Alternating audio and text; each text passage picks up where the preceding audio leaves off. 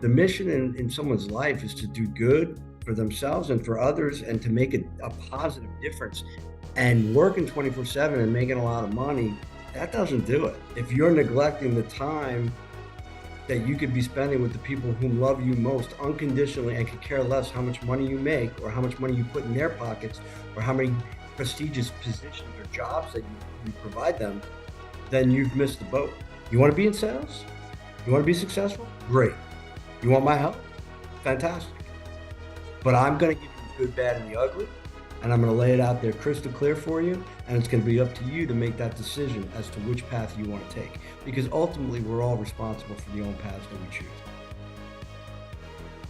Hello, everyone, and welcome to the 5th episode of the Breakthrough Blueprint. I'm joined here by a very, very, very special guest, Alec Burlakoff. He is a salesman, a coach, an author, and he also has an extremely incredible story of where he worked at a company that was #1 on the NASDAQ, went to federal prison, is now doing his best to make up for it. It's been a positive influence around the community. Man, thank you so much again. Like, seriously, I really appreciate you even responding to me. I have like 100 connections and you have like 10,000 followers, so the chances of you responding were so slim. But thank you again, man. Seriously, I appreciate it. No, it's my pleasure.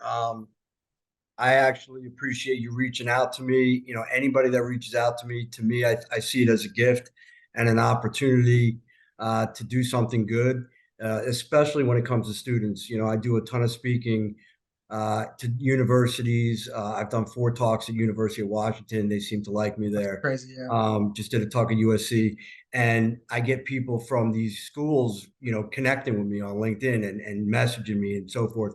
And I just see it as an opportunity to expand on the talk that I had given at that point in time. So any opportunity to get in front of what I refer to as young adults is probably the opportunity that's going to trump anything else I do. That's really Because sick. Yeah. yeah, because these people are impressionable. They're moldable, and they haven't gotten to the point yet where they can make the grave mistakes that I've made and have and expose themselves to the enormous level of danger that they will one day be in front of. Because these people that go to these schools, and many of them very prestigious, such as yours, they have high hopes and aspirations of being successful. But the question is, how do you define success? If you define success the way I used to define success, which was, you know, by money and material things and houses and cars, you're going to find yourself, first of all, very unhappy and unfulfilled, number one. But number two, you're going to find yourself in a predicament where you're very vulnerable to negative consequences, not only consequences that are going to affect yourself, but your family, your loved ones, your friends, and most importantly, these people that are out there that, you know, there's no reason why they should, you know, endure the negative consequences of your work, you know. And in my case, you know, there was a lot of people that, you know, suffered greatly. And I took, because of the part that I took, the role that I played, specifically in selling a Schedule II opioid in an irresponsible manner. Yeah.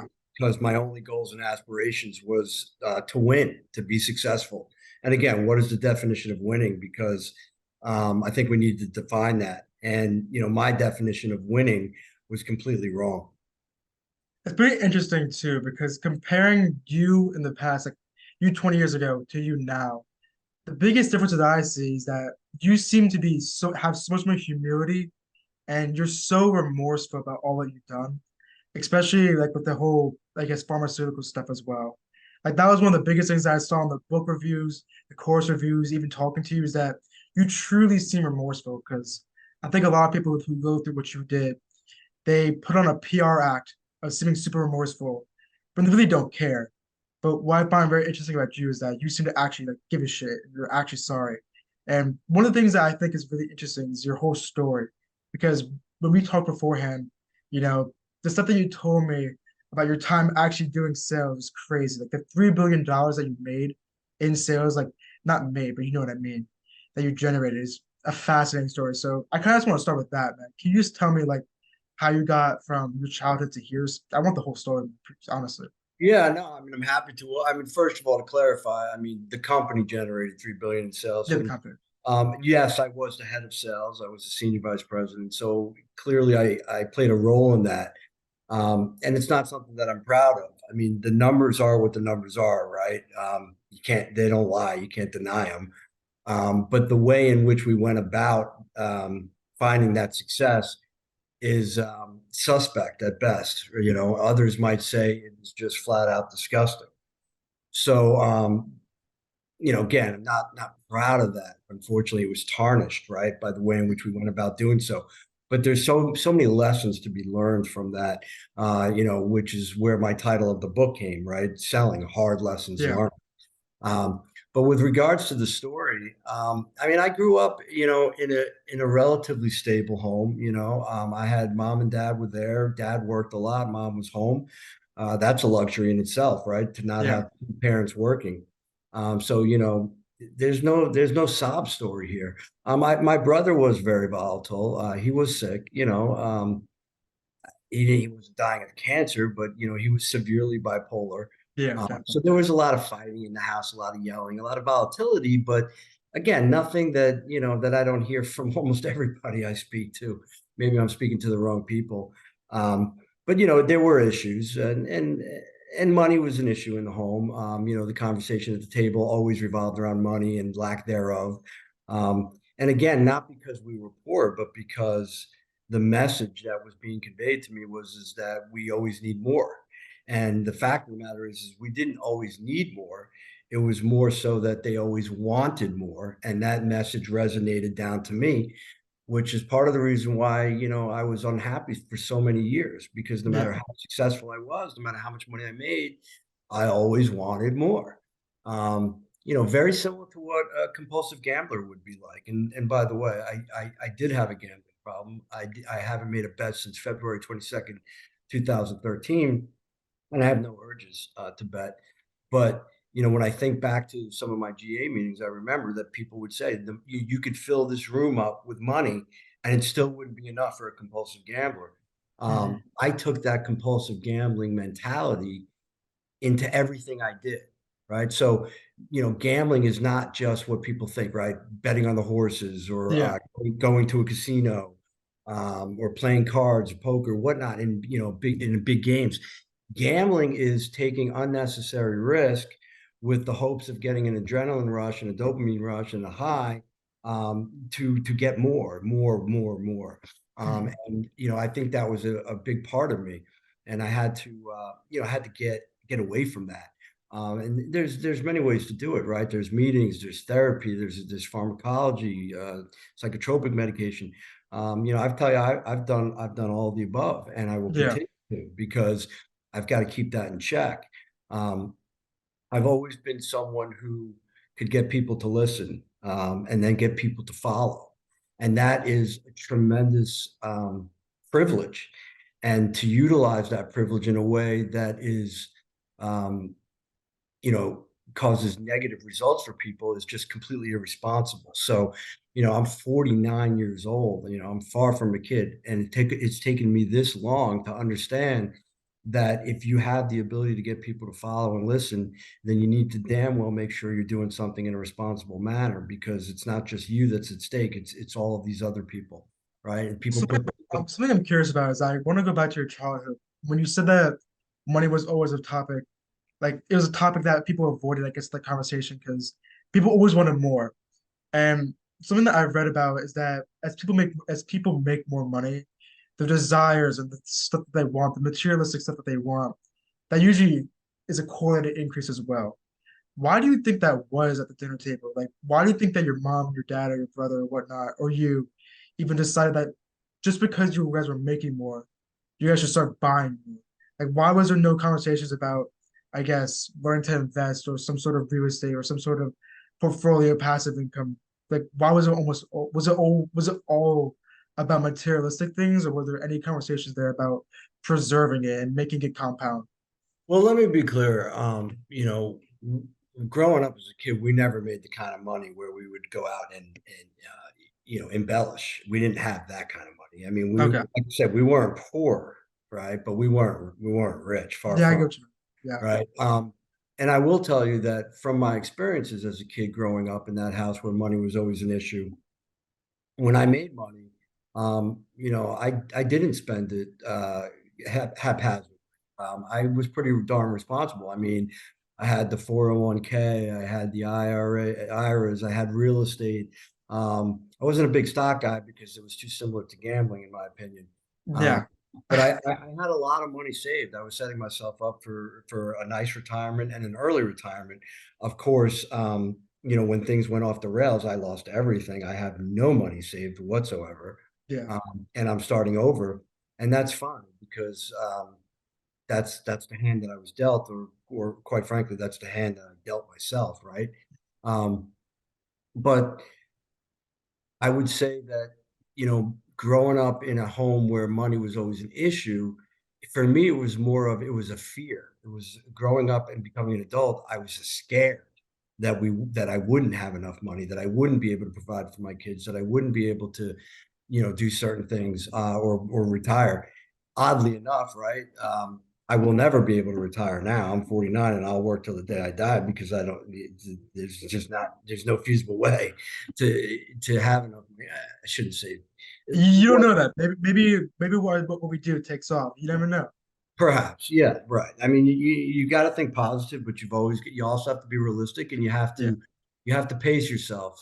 I used to my whole life in sales, one of the reasons why I was successful, and I would preach this to the people who listened, I would tell them that in order to be the best in sales, to be number one, because people always tell you, I'm sure you've heard this. Have you ever heard someone tell you it's a marathon, not a sprint? My dad says that all the time. Yeah. Okay, well, I always said the opposite.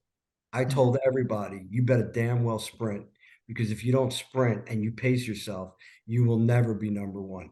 That Mhm. sales is a series of multiple sprints where you go as hard as you possibly can. You literally burn yourself to the ground. You get yourself sick. You take a few days off because you're so sick you can't get out of bed, and then you sprint again. And that's how I lived my life. And I still believe I don't preach it. I don't believe that you should be number one anymore. If you want to learn how to be number one, I can teach you how to do that. But I don't want to be number one. I can tell you I'm in sales right now, and there's 30 guys in the room, and I'm typically somewhere between 3 and 5. I haven't been number one since I got out of prison. And And so, like, the difference between the person who's number one and your position is that there's like a level of mentally like unstableness that comes with being number one, because that fear, in a sense, consumes them to the point where like they can do nothing but try to escape what they think is going to happen if they don't work that hard. Like when you were working for that company, right? Was that actually the lifestyle that you were having where you were working for like, let's say 16 hours a day, only sleeping like 6 or 5 hours, then doing the next thing, doing the next day and the next day and the next day and the next day? Is that really what it's like? Because I feel like we just see that in movies, but we don't really no, think that's what it is. No, that's really what it's like. That's what I did. And people would make comments like, "Wow, does this guy ever sleep? This guy works all the time. He's emailing at 3 in the morning, 6 in the morning, 5 in the morning. What's wrong with this guy?" And I used to take it as a compliment. It used to make me feel good. I used to, think Yeah. of it as a badge of honor. It's not. I see guys in my office now, the number one guy, and I see him working 7 days a week, 24/7. And he's a young, and I try to talk to him and I tell him, listen, man, congratulations on being number one and your success. But, you know, let's have a conversation about what success really is, because your kid you're in Florida, your kid lives in Arizona, and you see her every 4 to 6 months. I Mhm. mean, I'll say it flat out because um, I feel like there's some wisdom that I could share with people and I can make a difference in people's lives. And I also think that these people who are, completely obsessed with work, it's not just about losing all that time. It's about not understanding what the real mission is, in one's life. The mission in someone's life is to do good for themselves and for others and to make a positive difference. And working 24/7 and making a lot of money, that doesn't do it. So Well, you're some going to people come up short. justify that because I can say I know people who would justify that by saying, "Oh, I'm working 24/7." That's not changing the world in a way. But they'll say that what they're doing for work is changing the world. Like for example, someone who works 24/7 for sales, selling like I guess pharmaceuticals in a different way, like actual like good things in a way of like cold medicine or some shit. They'll justify them working so hard by saying, if I work more, I change the world more. What do you say to people like that? Like, is that just No, no. incorrect? What about but do you have a family? I mean, do you have a mom and dad? Do you have kids? Do you have a wife, your significant other? Because if you're neglecting the time that you could be spending with the people whom love you most unconditionally and could care less how much money you make or how much money you put in their pockets or how many prestigious positions or jobs that you provide them, then you've missed the boat. I mean, there's just so many more important things in life than work. The goal should be that you work to live, not live to work. And, for many, many years, I lived to work. And for what? I mean, I can't get that time back. Thank God my kids are, they're gracious enough to love me and be there for me throughout this entire process and stick by me. But I know so many people whose kids don't talk to them. That's, because they just they can't get over the fact that they were never home. Now, if you're one of those people where you have to work 24/7 to literally put food on the table, more power to you. I get it, 100%. Right? That's totally different. Yeah. But if you don't need that money and you can provide and have a nice, modest lifestyle, that's the way to go. But for me, it wasn't like that. Again, it was a series of sprints. I sprinted as hard as I could until I couldn't get out of bed.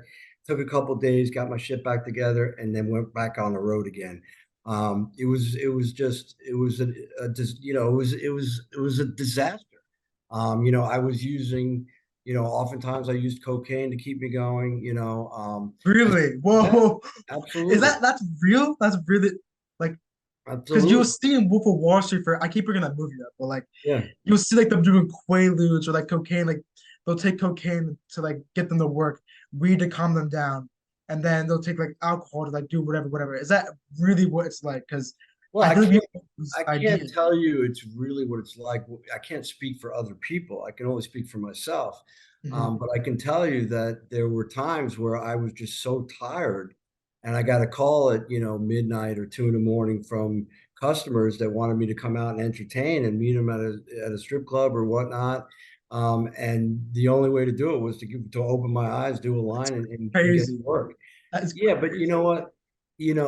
It's I get it. You're smiling. I understand. It's maybe it's amusing, but really Yeah, what it but is, I know it's what you sad. mean. Like It's it's sad. sad. It's sad. It's sad. It's sad that it came to that, and that it comes to that, with other people in life. Because again, you are sacrificing your mental capacity, your physical capacity, for what? For work. How can that be worth it? Um, but you justify it in your mind and you rationalize it. And don't get me wrong, you're not the only one that watched that movie or other movies and was influenced. I too was influenced. Hmm. Literally, while I was head of sales with that company, Wolf of Wall Street came out in the theater. I saw it with my wife, and it had a profound effect on me. And not in a positive way. It had a profound effect on me in that I was thinking to myself, wow, I am somewhat in that same position. Hmm. And it seems to me that the level of success that he has had, entails A, B, C, and D. So I better do it. And I did, Yeah. not Yeah. just because of the movie, but it did. Movies are very influential. They will always Yeah. be influential. Um, on that note, I'm concerned because there's a movie coming out on the Insys story. It's my understanding is it's loosely based on the Insys story. The characters are fictional. There is no character playing Alec Burlakoff per se. My understanding is the lead character will play, a compilation of a few different employees at Insys, because it's a 90-minute movie. They got to crunch everything in real tight. Which, by the way, I'm so glad that he's not playing Alec Burlakoff because it's stressful enough to know that there's a movie coming out Yeah, definitely. loosely based. If he was literally called Alec, I would be, appalled and embarrassed and ashamed. But I still will be very uneasy when the movie comes out. Yeah, definitely. And unfortunately, the movie right? People make movies to entertain people. So this movie, and I haven't seen anything, as far as clips. I've just read and I understand and I've listened. This movie is going to be very racy. There will be, to my knowledge, there will be full nudity, there will be drug utilization, there will be abusive language or, profanity. And, as a man who has gone through this entire process and has come out the other end with a much better perspective, to have to still, sit and know that a movie's coming out, and of course I'm going to watch it. There's no way I'm not going to watch it. I Mhm. just don't have that willpower. Not to mention that others are going to watch it, and I'm going to want to know what they see and what they say.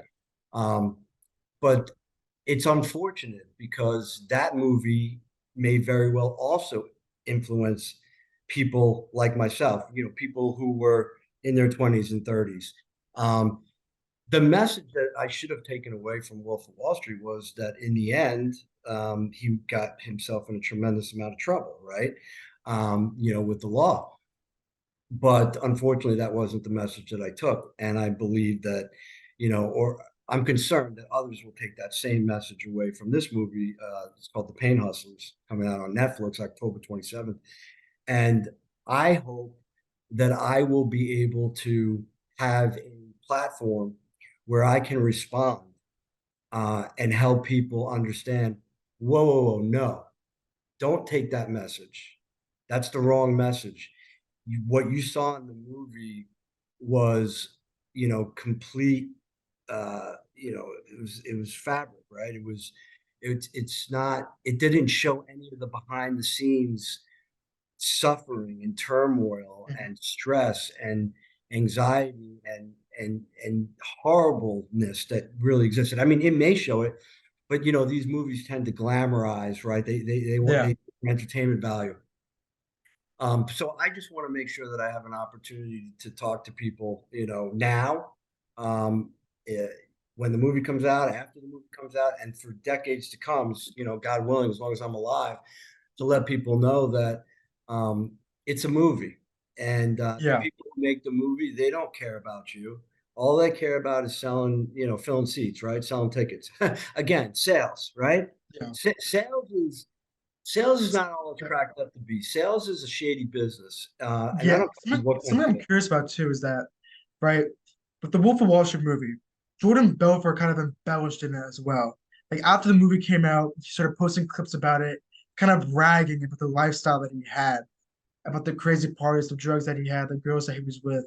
He was really like embracing the like that Jordan Belfort icon and using it to sell his course to kind of, I guess, trick people into thinking that follow my course, you can get that type of lifestyle. Why do you think that people took the measures of the movie as being um like that lifestyle's, I guess, dreamlike? It's something that I want. I want to have like that kind of that level of wealth. Even though Jordan Belfort ended up losing his wife, his kid, his house, all of his money, he started from zero. Like, why do people still go for that interpretation instead of the negative one that's dissuading them from going down that path? Right. I mean, people want to feel good. They want a feel good story. They want to walk away, smiling and laughing. I mean, keep in mind too. Listen, the lead character of that movie was Leonardo DiCaprio. Yeah, it's One of true. the best looking, most desirable men, in this world. That didn't hurt, right? Yeah, exactly. And oddly enough, in Pain Hustlers, It's the gonna be lead, Chris Evans. Like that's not that much better. yeah, it's Chris Evans, right? So, you wonder why people take away the wrong message. But again, the people who create these movies, it's not their job to worry about whether or not people take away a good message or a bad message. They will tell you, vehemently that it's strictly for entertainment purposes. Mhm. But I feel like it would be somewhat my responsibility, because I actually lived it, to ensure that people understand, yeah, it was for entertainment and it's not real, and there's nothing so glamorous about it. I mean, I had been selling my whole life and I've always been successful. And the fact of the matter is I didn't need to, um, lose my moral compass to find success. Now, to find that level of success, perhaps, I mean, there are lines that we broach every day and then there are lines that we cross. and then we have to live with the consequences for crossing those lines. Um, you know, sales is like a drug. It's addictive. Yeah, You know, it definitely and is. Like the more customers you get, the more hooked you get, the more you try. And then that's how you get to those 20-hour work or that 20-hour work days. yeah, I mean, they cause you to just want more and more, and you get the dopamine rush and the adrenaline rush, and your ego. Listen, ego is the kiss of death. That let me be clear. People Yeah. who have large Yeah. egos, it's the kiss of death because what egos do is they cloud your judgment. A big ego is worse than any amount of alcohol or any type of drug as far as clouding your ability to make good decisions because you start to have this grandiosity, right? This grandiose thinking. You think you're above everybody else. You think you're above the law. You think you can do whatever you want. And you come up with reasons to justify what it is that you're doing, like the means to an end. Um, and you just completely lose all sense of self. And my story is a cautionary tale. Yeah, yeah. Listen, I can sell. I can sell. The reason I can sell is because I'm a very passionate person. I I I come to every conversation with a level of complete transparency. Take it or leave it. This is me. And when I did that back in the day, my messages were quite abrasive, but also very attractive. My message now is quite different. It's quite humble, um, but it's also still done with the same conviction, enthusiasm, and passion that I've always brought to everything I've ever done in my life. Uh, Hmm. and there's no more important sale for me now to close than to convey the right message to people, which is, you want to be in sales? You want to be successful? Great. You want my help? Fantastic. But I'm going to give you the good, bad, and the ugly. And I'm going to lay it out there crystal clear for you. And it's going to be up to you to make that decision as to which path you want to take. Because ultimately, we're all responsible for the own paths that we choose. Hmm. I mean, how can you tell when you're laying out the paths, right? You mentioned earlier that you talk to very young people, people who are like even the audience for this podcast is slightly younger people, 18 to 20 years old, like that usually that age group in a way. Is it pretty much just based off of the person, like the path that they choose to go down? Like, is it based on the person, whether they go down the path that you chose of, I guess, defining their morals and a moral compass just to sell, or versus going down a very positive path where they do the right thing every single time it's presented to them.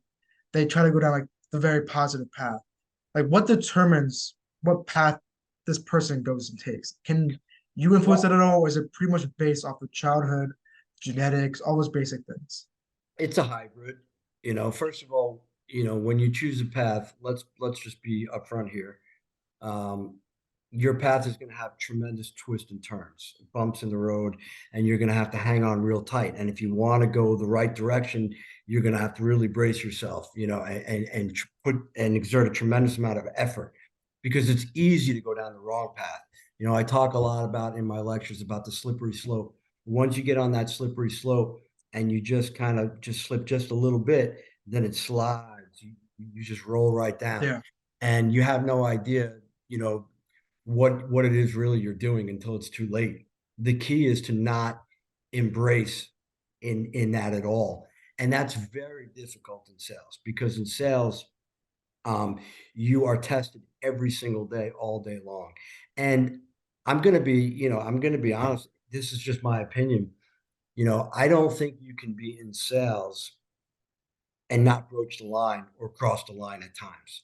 We're human beings and we have to give ourselves a little bit of room to fuck up, right? But what you need to do is you need to be man enough or woman enough to acknowledge the fact that you screwed up Hmm. and kick your butt back into gear ASAP.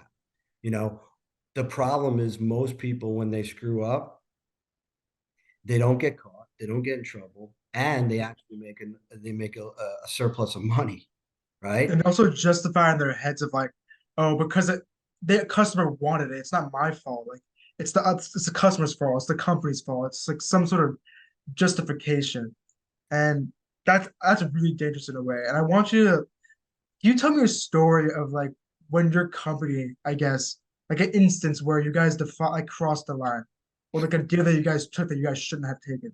Like, can you tell me a story about that? Yeah, I mean, I worked in an industry where it was very common to pay physicians to speak to their peers, Hmm. which is completely legal on paper, right? You make them, they're a thought, you identify them as a thought leader on a particular product, and then you put a contract in place which tells them you're going to pay them a certain amount of money each time they talk to a group of their peers. And what I have found over the course of my entire career, which by the way, most of it I was not selling opioids, which shouldn't make a difference, but it does make a difference because Yeah, when you're pushing a drug and influencing people to prescribe an opioid as opposed to, say, a cholesterol lowering agent or an antihypertensive or an antidepressant, the consequences are much more severe, right? Because when you're yeah, pushing opioid, you're exposing them to use, misuse, abuse, diversion, and addiction. Very different than, say, an antihypertensive. So throughout the course of my employment in this industry, we paid doctors to speak. And what I learned is, what we found out is, and I'm not the only one, everyone figured it out, that when you paid somebody to speak, they tend to prescribe it. It's human nature. They got something, they spoke about it, they studied it, it's in their brain. Patient walks in exhibiting the symptoms that meet the criteria for that medication, and there's 8 medications in the class, all pretty much do the same thing. They're going to write yours, right? Because it's in the forefront of their mind. yeah. Right then and there, it doesn't sound horrible, but it's not good. You don't want to have any influence over a prescriber to choose one medication over another. The only thing that should matter is what medication is going to be best for the patient. So at Insys, with the knowledge that we had of the industry, knowing that paying people to speak would generate more prescriptions, we rolled that model out nationwide. Mm, And we rolled it out aggressively. We paid handsomely.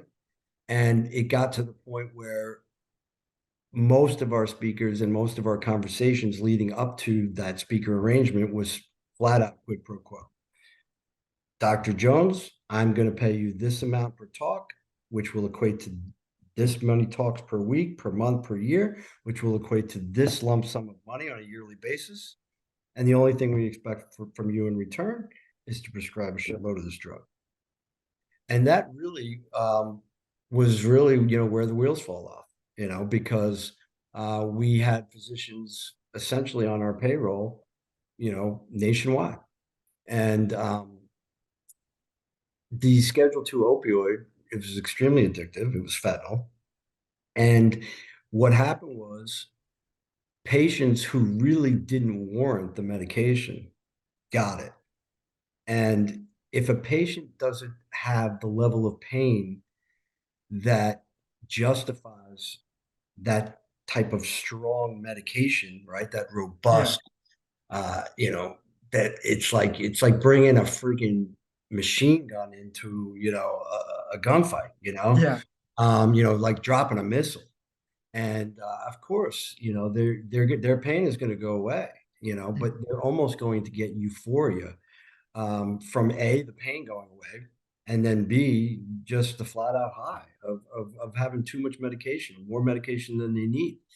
Um, we, for many years, justified that it wasn't us that were prescribing the medications, but we're just as guilty, right? Because had it not been for our proposal, this thing would not have taken off the way it did.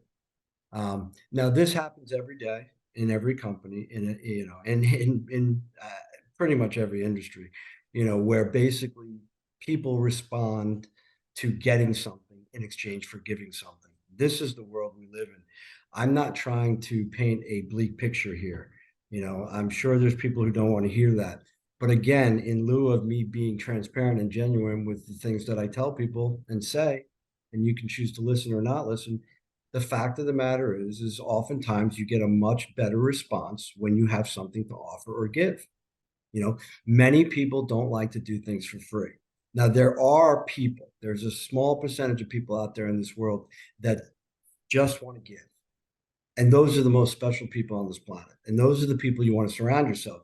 For me, it's my family, right? They Yeah. want nothing in return from me, right? There's no strings attached. But in the business world and in corporate America, from my experience, it seemed as if there were strings attached to every single business interaction and transaction I did my entire career. And I think people need to hear that because knowledge is power. And if you get out of school, whether it be college or graduate school or law school or med school, or whatever it is, at least if you go into it knowing this and you're prepared and you're armed and dangerous with the ammunition to combat that or to kind of say, you know what? No, I'm not going that direction. You know, strings attached? No, not for me. You know, I don't want to play that game. I'm not Yeah. playing in that sandbox because if you get in that sandbox, what's It's going to so happen? hard to, it's so hard to get out too. It's hard to get out. You're going to get filthy dirty, man. You're going to get Yeah. dirty. And if you don't want to be dirty, don't get in the sandbox. You know, there are people who make the decision every day that they're not going to play in the sandbox. Um, but it's the people like me, the people that were weak and that, ego, right? Because ego goes hand in hand with insecurity. The larger your ego, the more insecure you are. You want so badly to be successful that you're willing and wanting to do everything it takes to make it happen. I used to take pride in that. I used to be prideful in the fact that I'm going to do whatever it takes, whatever it takes. You know, I used to go to my customers and say, just tell me what you want from me and what you need from me. I don't care what it is. No is not in my vocabulary. Really? Okay. No is not in my vocabulary. I used to tell my salespeople, the answer is yes. They look at me like I'm crazy. I would repeat it myself. The answer is yes. No is not in your vocabulary. The moment you say no, you've lost a sale. Yeah. That's just the facts of what I've learned. Okay. But it's my decision as a salesperson as to whether or not I want to even say, what do you need from me? What's it going to take to get your business? As soon as you start presenting with those types of questions, you're setting yourself up for, to get very dirty. And so if you make that decision ahead of time to say, I'm going to be in sales, but I'm not going to, engage in those types of conversations. And I'm going to find, my niche or my handful of customers that are willing to do things in an ethical manner. And I'm going to get my business enough to keep myself employed and make a nice living. I can tell you right now, you're not going to be number one. You're not. I'm sorry. You're not. Because there's always going to be a guy like me who will be willing to cut every corner and work every angle and you can't compete with that. Again, where I work now, I'm not number one. I have no problem with that. It doesn't bother me one friggin' bit, right? And I know what it takes to be number one. And you know what? More power to the guy. How can I judge him? I used to be that guy, but I Yeah. choose not to be that guy anymore. And I would say the same thing, to the people that hear this. Believe me when I tell you, choose not to be that guy, and you'll find yourself so much more happier. You may not be as successful in your particular company in your role, but you will be so much happier. And how can you tell me that happiness does not trump success? That's a very powerful quote. I think like that last thing you said of how can happiness not trump success?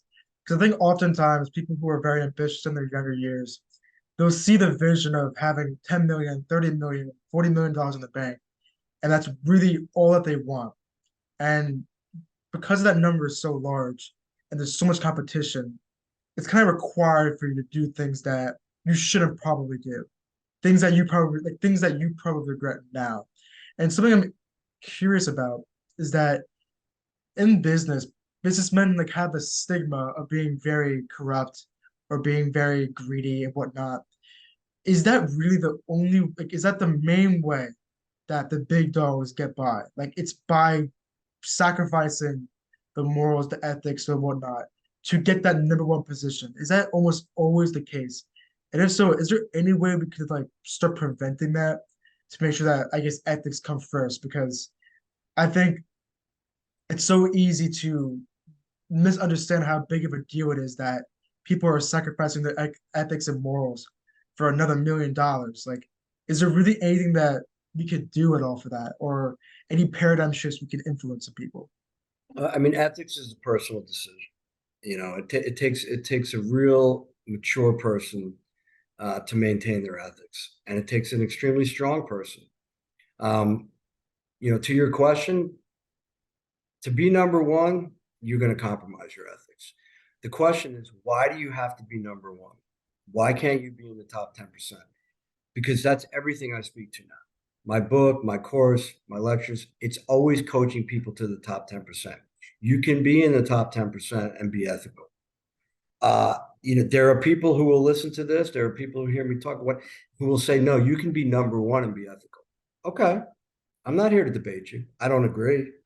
I want to be realistic in that. I don't agree. But okay.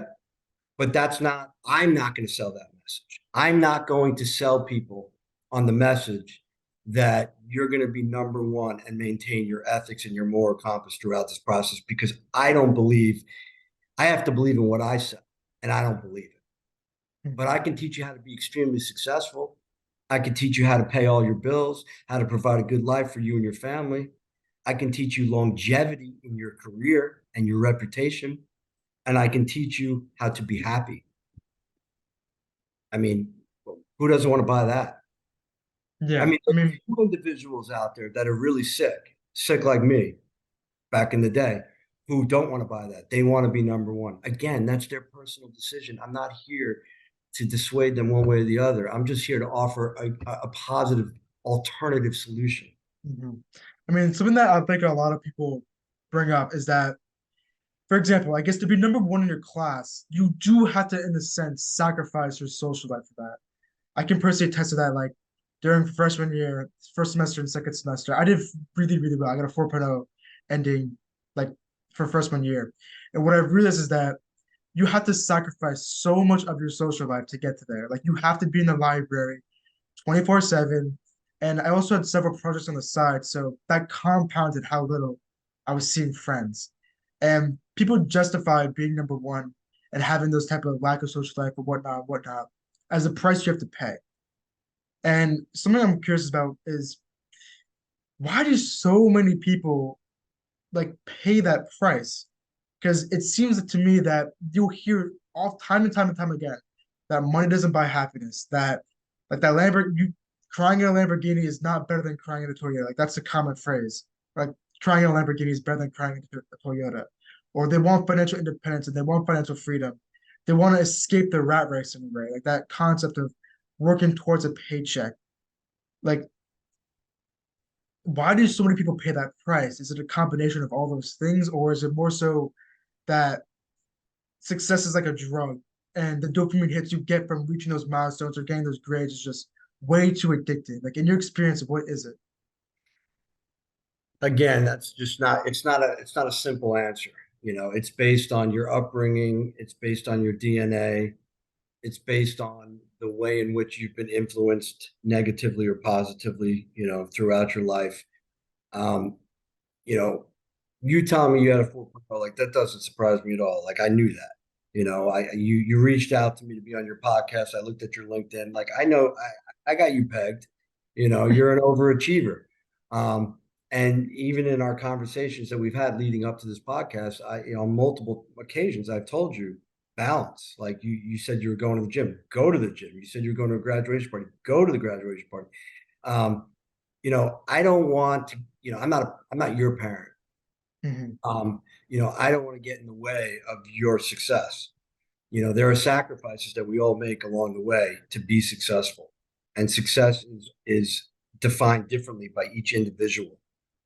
I can tell you that, my daughter's going into her senior year in college. And, I've made it crystal clear to her that I did not expect her to have a 4.0 and to be a straight A student because I wanted her to have, the full college experience. Mhm. That was my personal decision as a parent. Um, so, everybody is influenced differently. I still think that she's going to have tremendous opportunities when she finishes school. And I think most importantly, more than anything else, I think she's going to have a tremendous opportunity to be happy. Right. Now, look, if you want to go to Harvard, right, you want to go to Harvard Law School, you better graduate college with a 4.0. I mean, it's like, it's okay to have goals and aspirations. I mean, we're talking about education as opposed to, breaking, being unethical and immoral, to make money in sales. I mean, there is a difference there, but there are also similarities as it pertains to balance or lack thereof. I I want my kids to be, well-balanced human beings. I want them to, have friends, have a social life, and go to school and do well in school.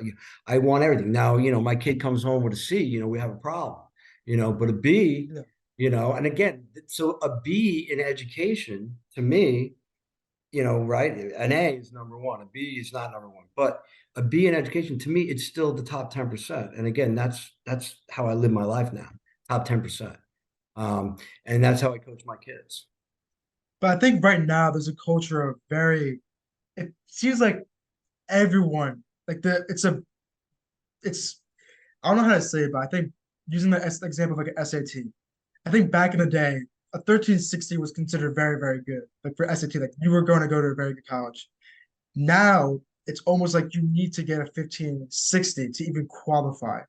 It seems like our whole environment has been adapting and elevating its standards for everyone, like even grades for a career, for what you need. Like I was talking at the graduation party that I was telling you about.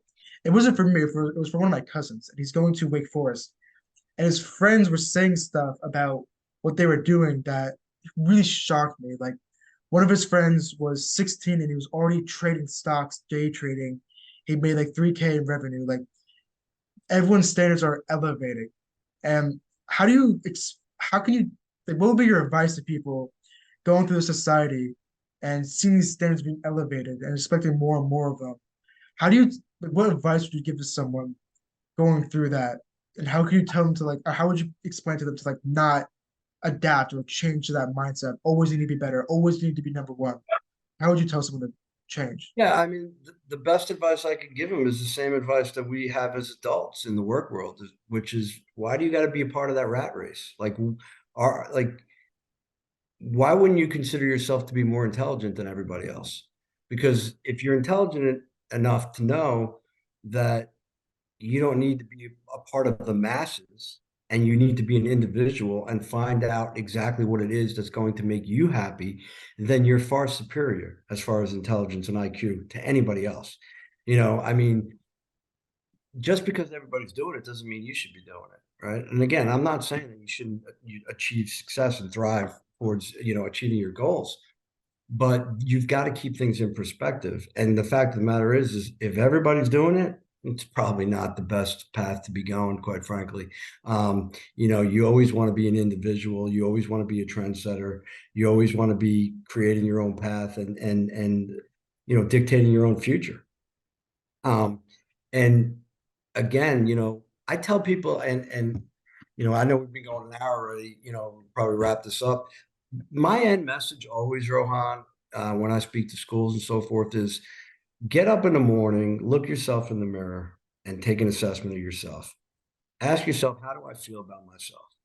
And because the most important thing that's going to keep you on the right path to happiness is self-confidence, inner confidence, because that inner confidence will put you in a position where you will not be influenced by others to do things that you should not be doing. And so many young people, they look themselves in the mirror and they tear themselves apart. My grades aren't good. I'm not built enough. I'm not thin enough. I'm not good looking enough. I don't have enough friends. I'm not in this club. I'm not in this honor society. Like that negative thinking is exactly what it is that um, exposes you towards disaster in life. You know, for me too. I'm speaking personally. When I worked at Insys and I was head of sales, it was me looking myself in the mirror every day and not being happy with the results, even though we were killing it from day one. Yeah. It was me always wanting more.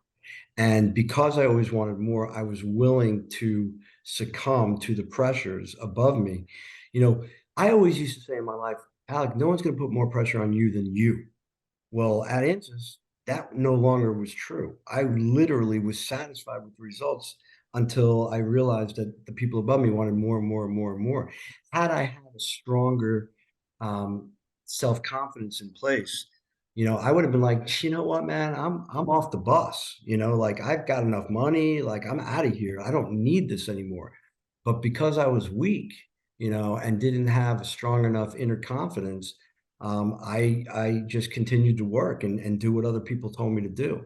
That's just not how you want to to be. I mean, for my kids, honestly, what I want them to do is I want them to graduate college. I don't want them to work for anybody. I want them to be their own boss, and their own employer.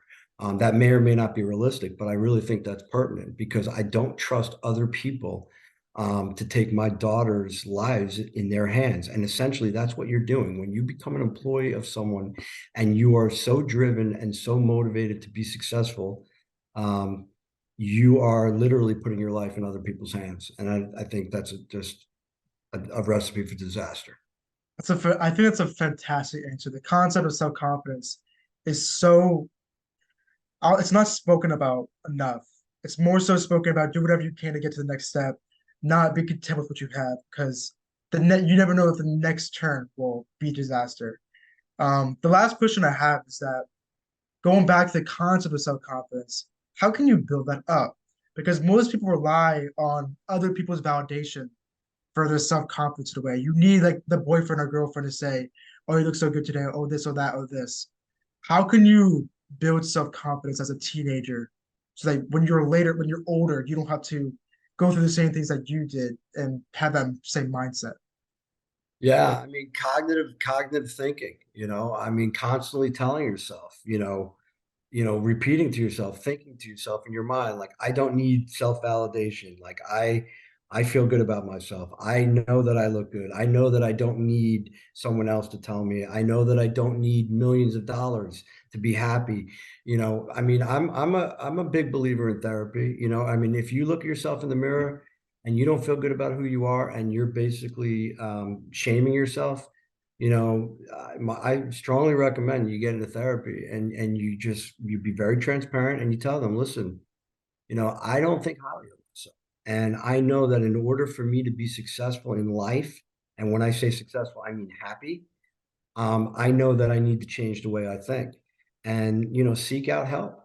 If you're not getting it from, I mean, your parents should be fantastic, right? They Yeah. should be the biggest fan and advocate, but there's no shame in seeking out help. In fact, the most intelligent people in the world are the ones who know that they can't do it all by themselves, that they need help. And lacking self-confidence is just as dangerous, in my opinion, as having any sort of addiction to drugs or alcohol or anything of the sort. You must be strong personally. And if you're not, then you need to seek help, just like you would with any other issue. All right. I think that's a fantastic answer. And I don't want to take up too much of your time, so I'm gonna end it here. Thank you so much, man. You gave fantastic advice. Yeah, And seriously, just thank you. I really, really appreciate it. my pleasure. Happy to be here. Hope it made a difference, man. Of course, man. All right. Thank you guys for watching. New episode coming in a week about. I'm going on vacation. So I'll see you guys then. Goodbye.